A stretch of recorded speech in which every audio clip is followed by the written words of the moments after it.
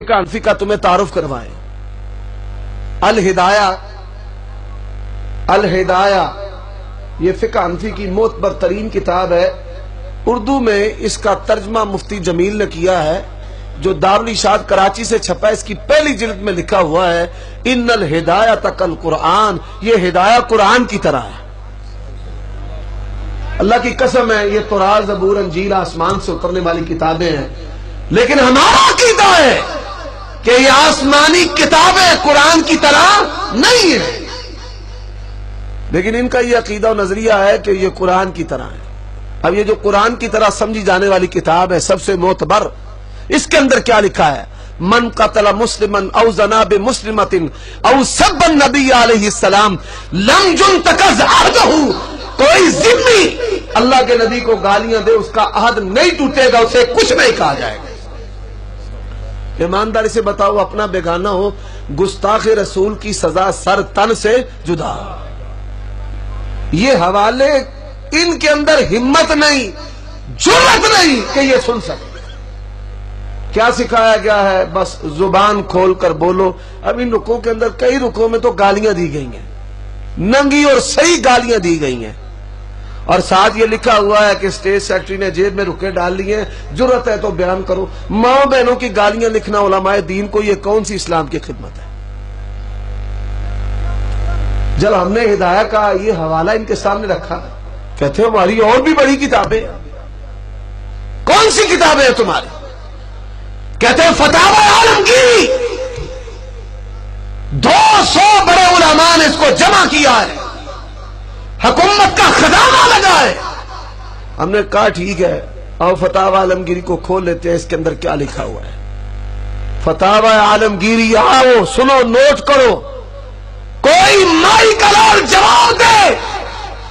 فتاوی عالمگیر تیری کتاب کے اندر لکھا ہے کہ قرآن مجید پر پاؤں رکھنے والا کافر نہیں ہے۔ کتاب تیری ہے۔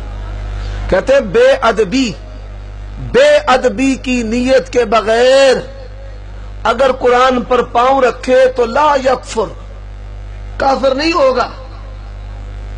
آپ نے اس حوالے پر استغفر اللہ کہہ دیا ہے، آپ یہ سن کر حیران ہوں گے۔ الرد المختار علی الدر المختار، پہلی جلد، اس کے اندر یہ بات لکھی ہوئی ہے کہ قرآن مجید سورۃ فاتحہ کو پیشاب کے ساتھ لکھنا بھی جائز ہے۔ یہ کہتے ہیں جی فقہ حنفی، یہ فقہ اسلامی ہے۔ ہم کہتے ہیں کہ اس فقہ حنفی اسلام کے ساتھ دور کا بھی تعلق نہیں ہے۔ اسلام کے سامنے روڑی کا کردار ادا کرنے والی اگر کوئی فقہ ہے تو فقہ حنفی۔ ہم نے کہا کوئی اور کتاب ہے، نام لو، اور لو نام۔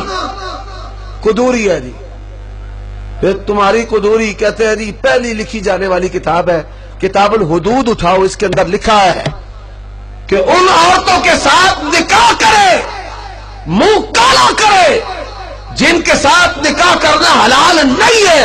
حرمت علیکم امہاتکم و بناتکم خالاتکم و عماتکم، ماں ہے، خالہ ہے، پپی ہے، بیٹی ہے، ان کے ساتھ نکاح کر کے منہ کالا کرے۔ لم یحد عند ابی حنیفہ، ان کے نزدیک اس پر کوئی حد نہیں۔ اور یہ کہتے ہیں لے نام صحابہ کا، کر چرچا عام صحابہ کا۔ اب آئیے، یہ بات کیوں کہتے ہیں؟ اپنی خفت اور اپنی شرمندگی کو مٹانے کے لیے، کہ پتہ چلے کہ ہم صحابہ سے بڑی محبت کرنے والے ہیں۔ ہم جذباتی نعروں کے قائل نہیں ہیں، ہم عملی محبت کے قائل ہیں۔ کیونکہ یہ محض خوبصورت جملے بول دینا یہ ایمان نہیں ہوتا، اور نہ یہ خوبی ہوتی ہے۔ اصل جو ہے اللہ کے ہاں عمل ہے، اور مومن اور دوسری اشیاء کے اندر فرق کرنے والی چیز بھی عمل ہے۔ خوبصورت جملے تو دیواروں پر بھی لکھے ہوتے ہیں، کتابوں میں بھی لکھے ہوتے ہیں۔ مومن کے اندر کیا عمل ہے؟ صرف خوبصورت جملے نہیں ہے۔ آؤ تمہاری فقہ کی کتابوں کے اندر کیا لکھا ہے۔ فتاوی عالمگیری اٹھاؤ فتاوی عالمگیری، نبی کی ازواج۔ اب بتاؤ، نبی کی بیویاں مومنوں کی مائیں ہیں یا نہیں؟ اللہ کی توفیق سے مومنوں کی مائیں ہیں۔ اور اللہ کی قسم میری جماعت کا عقیدہ ہے جو نبی کے یاروں اور نبی کی ازواج آپ کے گھرانے کے ساتھ بغض رکھنے والا ہے، اس کے سینے کے اندر ایمان نہیں ہے۔ کیا لکھا ہوا ہے کہ نبی صلی اللہ علیہ وسلم کی تمام ازواج پر زنا کی تہمت لگائے ایسا شخص کافر نہیں ہے۔ سیدہ خدیجہ ہے، سیدہ حفصہ ہے، سیدہ سودا بنت زمعہ ہے، سیدہ جویریہ ہے، سیدہ ماریہ ہے، ان پر تہمت لگائے کافر نہیں ہے۔ آپ یہ بات کرتے جاؤ، شرح فقہ اکبر ہے، کتاب ان کی ہے، زبان میری ہے، لے آؤ۔ کیا لکھا ہوا ہے؟ سب الشیخین وقتلہما لیس بکفر، ابو بکر اور عمر کو گالیاں دینے والا کافر نہیں ہے۔ ان کی کتاب کے اندر لکھا ہوا ہے۔ اللہ تعالیٰ کی ذات بھی محفوظ نہیں ہے، رسول کی ذات بھی محفوظ نہیں ہے، صحابہ بھی محفوظ نہیں ہے۔ اور اٹھاؤ نور الانوار کو، اور اٹھاؤ اصول شاشی کو، لکھا ہوا ہے کہ انس اور ابو ہریرہ رضی اللہ تعالی عنہما یہ فقہ میں کم تر، اگر ان کی بیان کردہ حدیث رسول ہمارے امام کے قول سے ٹکرائے گی، ہم اپنے امام کا قول نہیں چھوڑیں گے، ان کی حدیث کو چھوڑ دیں گے۔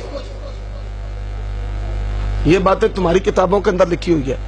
تو یہ فقہ جس کے اندر نہ اللہ کی عزت محفوظ ہے، نہ کتاب اللہ کی عزت محفوظ ہے، نہ رسول اللہ کی عزت محفوظ ہے، نہ نبی کی حدیث کی عزت محفوظ ہے، نہ صحابہ کی عزت محفوظ ہے، نہ نبی پاک کی ازواج کی عزت محفوظ ہے، بتائیے ایسی فقہ کو ماننا چاہیے یا اس کا انکار کرنا چاہیے؟